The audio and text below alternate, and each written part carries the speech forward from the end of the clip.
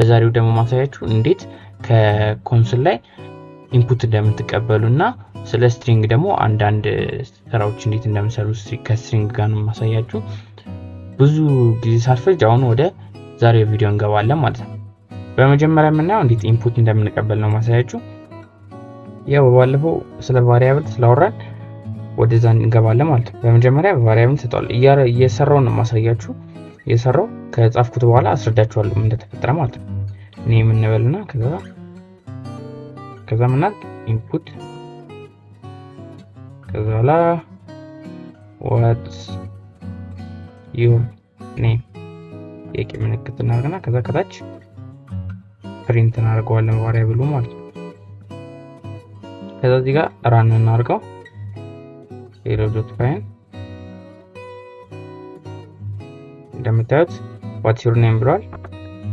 ናውም ለበላ ናውም ይመጣ። አሁን እዚህ ጋር የተጻፈው ምንድነው? ከመጀመሪያው ከላይ ወላችሁ ኢንፑት የሚለው ነው ፋንክሽን ከኮንሶሉ ኢንፑትን እናስገባለት የሚያደርግልን ኢንፑት የሚባለው የፓይተን ፋንክሽን ነው። ጥቅሙ ምንድነው? እንዳያችሁት ነው ዳታ መቀበል ነው። ዳታ ወደዚህ ፓይተን ኮድ የምናስገባው እንደዚህ ነው በኢንፑት ማለት ነው። በጣም ብዙ ትልልቅ ነገሮች ላይ የምንጠቀመዋለን ኢንፑት ግን ላይክ ቤዚክ ላይ ያለ አይደለ በቀላሉ ሳሳያችሁ እንደዚህ ነው የምንሰራው ማለት ነው። ኢንፑት እናደርገዋለን ከዛ ከቫሪያብል ጋር አሳይን እናደርገዋለን ማለት ነው። አሳይን ማድረጋችን ምንድነው ጥቅሙ ካላችሁ ምክንያቱም ከዚህ ያገኘነውን ኢንፎርሜሽን ቀጥታ ስቶር የሚያደርግበት ቦታ ያስፈልጋል። ኮምፒውተሮች ምናምን ስቶር የሚያደርጉበት ቦታ እኮ አላቸው ሜሞሪ ምናምና እንደዛ ነው።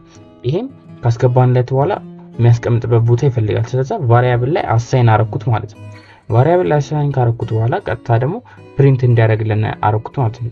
እንዲያሳያችሁ ቫሪያብሉ ላይ እንዳለ ማለት ያስገባሁት። አሁን እዚህ ጋር ሞር ክሬቲቭ ብንሆን ዝም ብሎ ናሆም ከሚል ስሜን የጻፍኩለትን መልሶ ከሚነግረኝ እዚህ ጋር ምን ጨምር ስትሪንግ እንጨምር ማለት ነው። አሁን ማሳያችሁ ኮንካቲኔሽን ይባላል። ምንድነው? እዚህ ጋር ሃይ እንበልና ስፔስ እናደርግና ከዛ እዚህ ጋር ማመሳሰል አለባችሁ። እዚህ ጋር የምትጠቀሙት እዚህ ጋር የጻፋችሁት ኮቴሽን ነው። ሲንግል ከሆነ ሲንግል ነው መጨረሻ ላይ የምታደርጉት፣ ደብል ከሆነ ደብል ነው መጨረሻ ላይ የምታደርጉት። ጥቅሙን አሳያችኋለሁ። ተመሳሳይ መሆን ግዴታ ለምን እንደሆነ እና ጥቅሙን አሳያችኋለሁ ማለት ነው። አሁን ድጋሚ ራን የምናደርገው ኮዱን አሁንም ይጠይቃል what's your name ብሎ ናሆም እንለዋለን።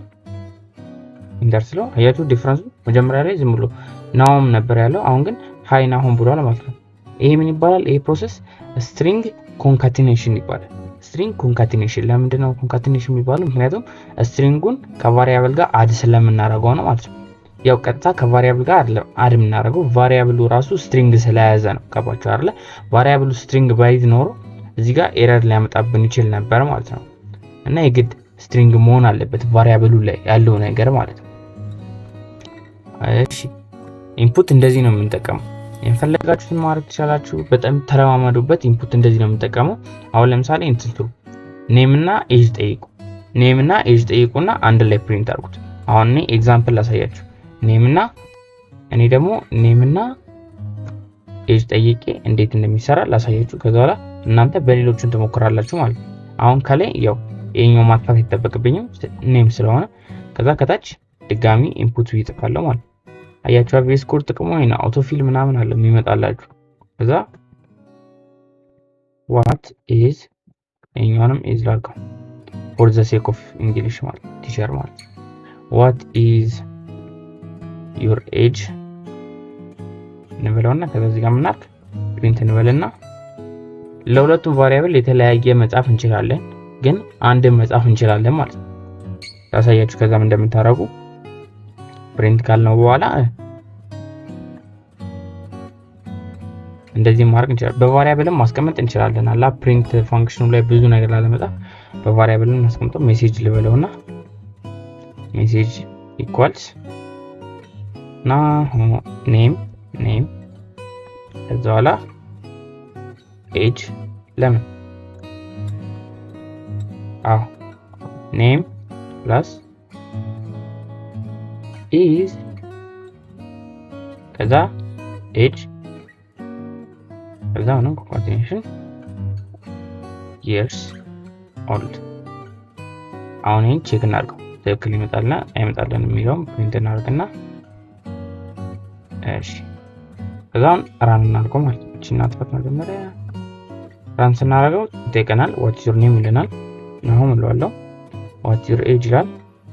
18 እለዋለሁ። ናሆም ኢዝ 18 years old። አያችሁ ትክክል። ግን እዚህ ጋር አንድ ነገር አሳያችኋለሁ። እዚህ ጋር ሌላ ቲፕ ማለት ነው። ቅድም አንድ ቲፕ አሳይቻችኋለሁ።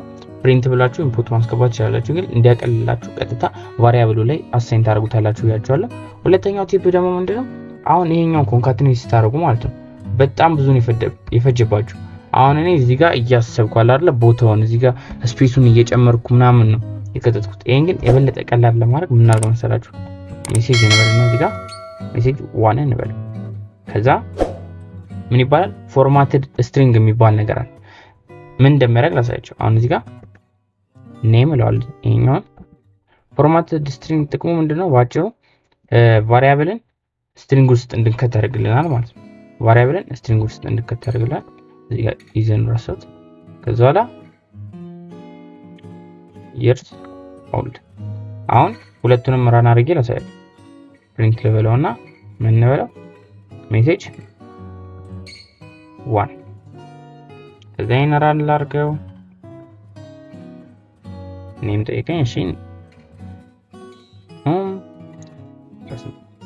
አያችሁ ሁለቱም የሚመጣው ተመሳሳይ ሪዛልት ነው። ግን እዚህ ጋር ሞር ቀላል ይሆናል ለመጻፍ ማለት ነው። አሁን ይሄ ትንሽ አሁን እዚህ ጋር 6 ላይ ነው ኮድ አይደለ?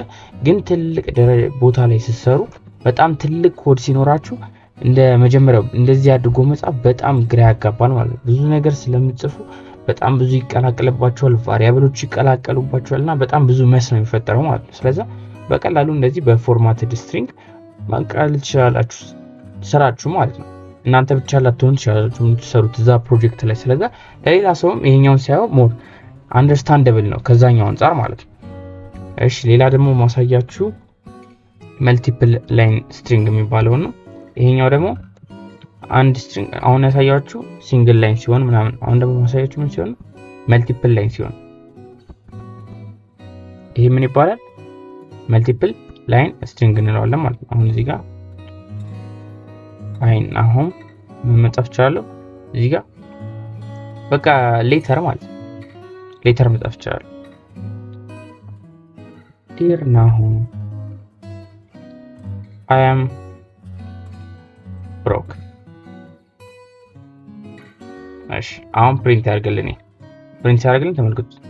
እያያችሁት ነው መልቲ ላይን ነው። ያው እንደሌሎቹ አንድ ላይን ብቻ አይደለም። አያችሁት? እንደሌሎቹ አንድ ላይን ሳይሆን ይሄ ምንድነው? መልቲ ላይን ነው ማለት ነው። እና ይሄን ምን እንለዋለን? መልቲፕል ላይን ስትሪንግ እንለዋለን። ይሄን መልቲፕል ላይን ስትሪንግ እንለዋለን ማለት ነው። መልቲፕል ላይን ስትሪንግ ለመጻፍ 3 ኮቴሽን ያስፈልገናል። 3 ኮቴሽን ያስፈልገናል። ሌላ ቀጣይ ማሳያችሁ ደግሞ የፓይተን ኢንዴክስ ነው። ፓይተን ኢንዴክሶች አሉት። አሁን ኔም ልበልና ናሆም ልበል። እያንዳንዱ ኮቴሽን እያንዳንዱ እንትን ሌተር እንትን አለው ኢንዴክስ አለው። ኢንዴክስ የፓይተን የስትሪንጉ የሚጀምረው ከ0 ነው።